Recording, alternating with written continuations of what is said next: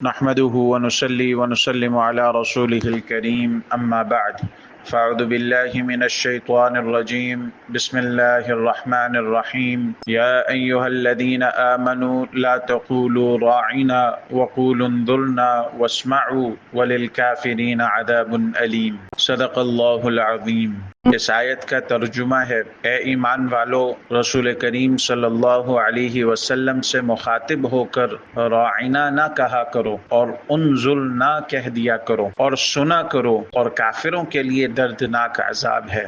اس آیت کریمہ میں اللہ تعالیٰ نے ہمیں احتیاط کرنے کا حکم دیا کہ کفار نبی کریم صلی اللہ علیہ وسلم کی شان میں گستاخی کرتے ہوئے راعنا کا کوئی اور مطلب لیتے تھے۔ اللہ تعالیٰ نے مسلمانوں کو اس سے منع فرمایا اور لفظ راعنا کی بجائے انظرنا کہنے کا حکم فرمایا۔ ام المؤمنین حضرت عائشہ صدیقہ رضی اللہ تعالیٰ عنہ سے روایت ہے کہ ایک شخص نے رسول اللہ صلی اللہ علیہ وسلم سے اندر آنے کی اجازت چاہی تو آپ صلی اللہ علیہ وسلم نے فرمایا کہ اسے اجازت دے دو، فلاں قبیلے کا یہ برا آدمی ہے۔ جب وہ شخص اندر آیا تو آپ نے اس کے ساتھ بڑی نرمی سے گفتگو کی۔ میں نے عرض کیا، یا رسول اللہ صلی اللہ علیہ وسلم، آپ کو اس کے متعلق جو کچھ کہنا تھا وہ ارشاد فرمایا، اور پھر اس کے ساتھ نرم گفتگو کی۔ آپ صلی اللہ علیہ وسلم نے فرمایا، عائشہ، بدترین ہے وہ آدمی جسے اس کی بد کلامی کے ڈر سے لوگ اسے چھوڑ دیں۔ رسول اللہ صلی اللہ علیہ وسلم کے جواب کا حاصل یہ ہے کہ اگر کوئی آدمی شریر اور برا بھی ہو تب بھی اس سے بات نرمی سے اور شریفانہ طریقے ہی سے کرنی چاہیے، ورنہ بد زبانی اور سخت کلامی کا نتیجہ یہ ہوتا ہے کہ آدمی ایسے شخص سے ملنے اور بات کرنے سے گریز کرنے لگتے ہیں، اور جس شخص کا یہ حال ہو وہ اللہ کے نزدیک بہت برا آدمی ہے، اور قیامت کے دن اس کا حال بہت برا ہوگا۔ اس حدیث کے بارے میں چند باتیں سمجھ لینی چاہیے کہ رسول اللہ صلی اللہ علیہ وسلم نے اس شخص کے آنے سے پہلے اس کے برے آدمی ہونے کی اطلاع اپنے پاس والوں کو غالباً اس لیے دی تھی کہ وہ اس کے سامنے محتاط ہو کر بات کریں اور کوئی ایسی بات نہ کر بیٹھیں جو کسی شریر اور برے آدمی کے سامنے کرنی چاہیے، اور ایسی کسی مصلحت سے کسی شخص کی برائی سے دوسروں کو خبردار کرنا غیبت میں داخل نہیں ہے بلکہ اس کا حکم ہے۔ لہٰذا ایک حدیث میں ہے کہ رسول اللہ صلی اللہ علیہ وسلم نے فرمایا، اذکر الفاجر بما فیہ لکی یحذرہ الناس، کہ فاجر اور بدکار آدمی میں جو برائی ہے اس کا لوگوں سے ذکر کر دو تاکہ اللہ کے بندے اس کے شر سے محفوظ رہ سکیں۔ اس حدیث سے یہ بھی معلوم ہوا کہ جس آدمی کا شریر اور برا ہونا معلوم ہو اس سے بھی گفتگو نرمی ہی سے کرنی چاہیے، بلکہ اسی واقعے کی صحیح بخاری کی ایک روایت میں یہ الفاظ بھی ہیں، فلما جلس تطلق النبی صلی اللہ علیہ وسلم فی وجہہ وانبسط الیہ، کہ جس کا مطلب یہ ہوا کہ آپ صلی اللہ علیہ وسلم نے اس آدمی سے شگفتگی کے ساتھ اور خندہ روئی کے ساتھ ملاقات اور بات چیت کی۔ اس سے معلوم ہوا کہ بعض لوگوں کا یہ خیال کہ جن لوگوں کی برائی اور بدکاری ہم جانتے ہوں ان سے اچھی طرح ملنا بھی نہیں چاہیے، صحیح نہیں ہے۔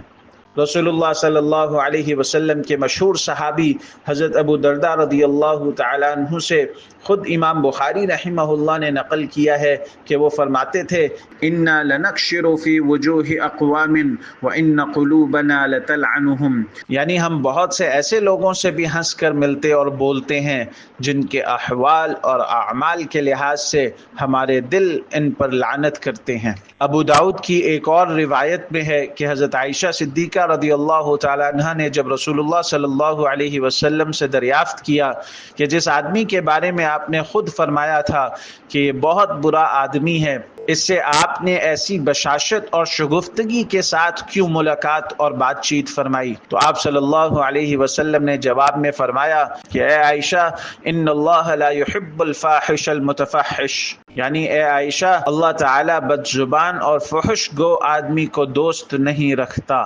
مطلب یہ ہے کہ بد زبانی کی عادت اللہ کی محبت سے محروم کر دیتی ہے، لہٰذا میں کیسے اس کا مرتکب ہو سکتا ہوں؟ دنیا میں جھگڑے اور فسادات زیادہ تر زبان کی بے احتیاطیوں اور بے باکیوں ہی سے پیدا ہوتی ہے۔ جو بڑے بڑے گناہ آدمی سے بکثرت سرزد ہوتے ہیں، ان کا تعلق بھی بیشتر زبان ہی سے ہوتا ہے۔ اس لیے رسول اللہ صلی اللہ علیہ وسلم اس کی بڑی تاکید فرماتے تھے کہ زبان کو قابو میں رکھا جائے اور ہر قسم کی بری باتوں سے، بلکہ بے ضرورت اور بے فائدہ باتیں کرنے سے بھی زبان کو روکا جائے، اور جب بات کرنے کی کوئی خاص ضرورت نہ ہو اور بات سے کسی خیر اور نفع کی امید نہ ہو تو خاموش ہی رہا جائے۔ یہ تعلیم رسول اللہ صلی اللہ علیہ وسلم کی ان اہم تعلیمات میں سے ہے جن پر آپ نے نجات کا دار و مدار بتلایا ہے۔ اور بعض احادیث سے معلوم ہوتا ہے کہ نماز، روزہ، حج اور جہاد جیسی عبادات کی نورانیت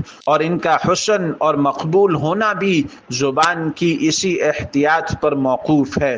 انسان کی اخلاقی زندگی کے جن پہلوؤں سے اس کے ابنائے جنس کا سب سے زیادہ واسطہ پڑتا ہے اور جن کے اثرات اور نتائج بھی بہت دور رس ہوتے ہیں، ان میں سے اس کی زبان کی شیرینی یا تلخی اور نرمی اور سختی بھی ہے۔ اسی لیے رسول اللہ صلی اللہ علیہ وسلم اپنے متبعین اور متعلقین کو شیرین گفتگو اور خوش کلامی کی بڑی تاکید فرماتے اور بد زبانی اور سخت کلامی سے شدت کے ساتھ منع فرماتے تھے، یہاں تک کہ بری بات کے جواب میں بھی بری بات کہنے کو آپ صلی اللہ علیہ وسلم نے پسند نہیں فرمایا۔ حضرت عائشہ صدیقہ رضی اللہ تعالیٰ عنہ سے روایت ہے کہ کچھ یہودی لوگ رسول اللہ صلی اللہ علیہ وسلم کی خدمت میں حاضر ہوئے اور انہوں نے نفس کی خباثت اور شرارت سے السلام علیکم کے بجائے کہا السلام علیکم، جو دراصل ایک گالی ہے اور اس کا مطلب یہ ہے کہ تم کو موت آئے۔